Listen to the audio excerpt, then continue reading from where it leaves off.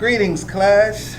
I am Mr. Gabriel, your most wonderful art teacher in the world. And today I am here to teach you about watercolor painting. So I want you all to pay close attention so that we make sure that when we are doing watercolor painting, we will be doing it the right way and the safe way. Now, one thing you need to understand that the tools we're going to use for today are, of course, a tray like this or a different color tray, but it will have small cups of watercolor paint of different kinds of colors. And you will see that you have a small tube like this. Let me show you. Let me zoom in on it. It's got paint inside of it, and you, of course, will have a watercolor painting brush, usually a very small brush, because a brush that's too large will have too much water with it. And as you can see, this brush is actually not getting wet at all by the paint, because this paint in here is dry, because the most important ingredient for watercolor painting is, of course, the water. And so we will have a bucket of water that will be included with every tray of watercolor paint. Now, watercolor painting is all about how much water you add.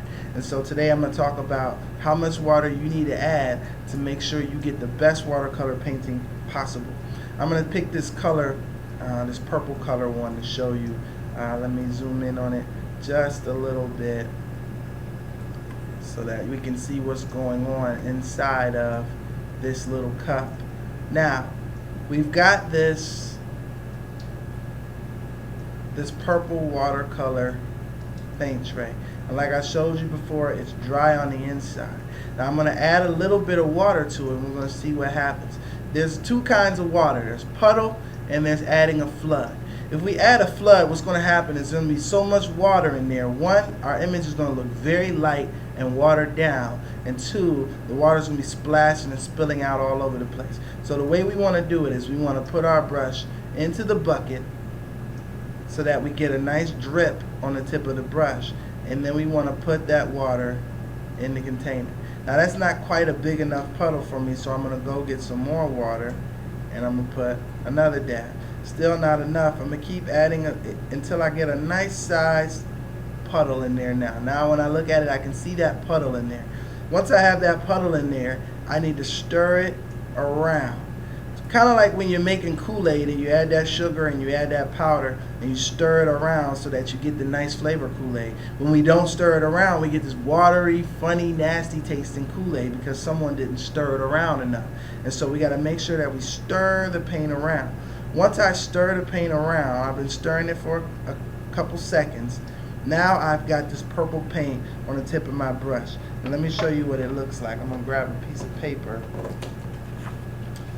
and use that to paint on, and you'll see that you'll get a nice, strong, solid purple painting line when you paint the right way. I'm going to put some more purple on there, and as you can see, it's a nice, powerful, strong looking color. You know you have got too much water on your brush when you try to paint and it comes out like this.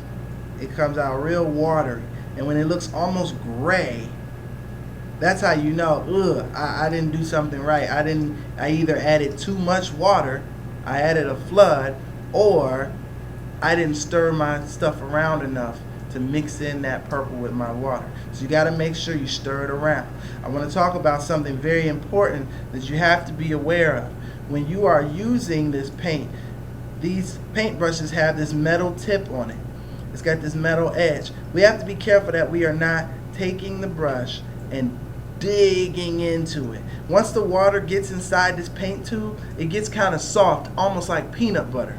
And if we're not careful, we can take this brush and we can start to dig it out if we're scraping it out too hard. When we scrape it out too hard, we're wasting paint, and our paint's going to look real clumpy and just disgusting. I don't even want to show you what it looks like when you just take it and you scrape it right out. It just ruins the way paint looks, and it makes it run out a lot faster. So make sure you please are not digging out the paint. If it's not coming off, what you need is you need to put more water and make sure there's a puddle in there.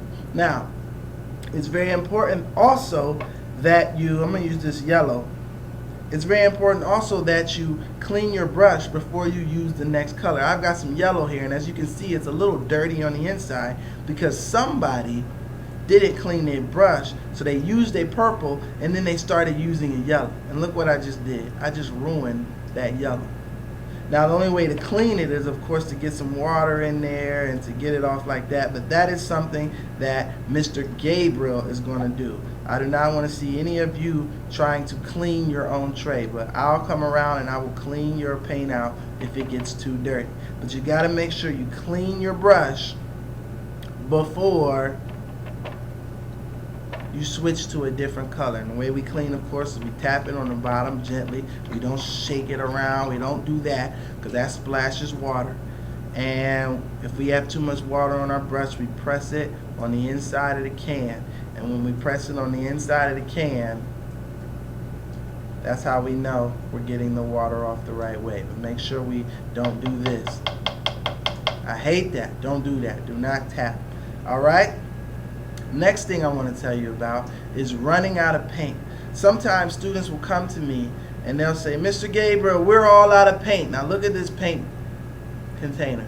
They'll see that white at the bottom and they'll say, oh, we're all out of paint, Mr. Gabriel. Give us a new paint container. Well, the problem is you're not out of paint because I can see the orange still on the side. So as long as I can see that paint in there, I know you're not out of paint. So let me zoom in a little bit.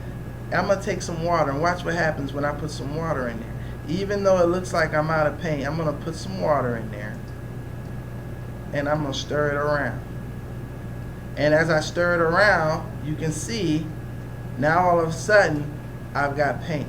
Now all of a sudden my orange paint is working.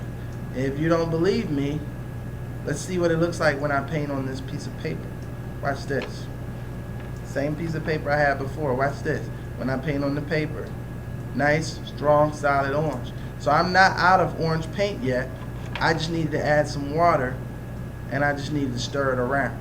And so you will know when it's empty. When it's completely empty, it will look something like this one.